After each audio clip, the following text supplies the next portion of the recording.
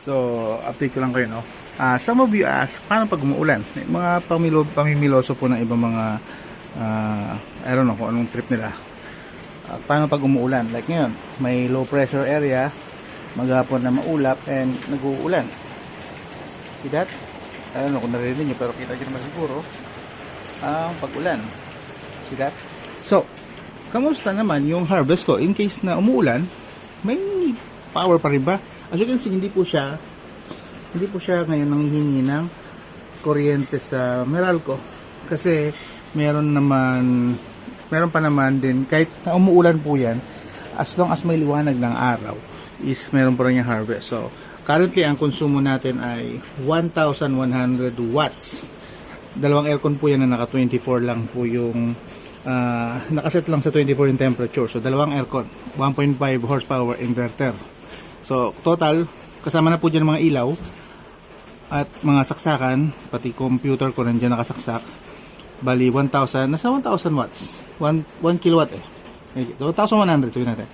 Ang nabibigay ng solar ko ay 1.3 kilowatts currently. So kahit po umuulan, basta may liwanag ng araw, merong 1.3 kilowatt po na po-provide yung aking solar panel.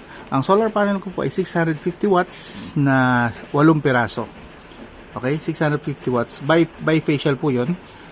So yun, 1.3 kilowatt ang napoprovide niya, 1.1. So sobra-sobra po ang nabibigay pa rin ng solar panel ko. 1.4 pa nga 1.1 lang kailangan, pero 1.4. Sobra-sobra po ang nabibigay ng solar panel ko na hindi niya kailangan humingi ng tulong sa Meralco. So again, sa mga nagtatanong, kamusta pag umuulan? Well, see that? Yun. Hindi po siya bumabawas sa Meralco pa rin. As long as, again, maliwanag pa rin naman. Okay? Kahit umuulan po yan. So, yun lang naman, sa mga nagtatanong, just so you know lang po. Okay? Of course, kailangan may battery pa rin. Importante po yan para support.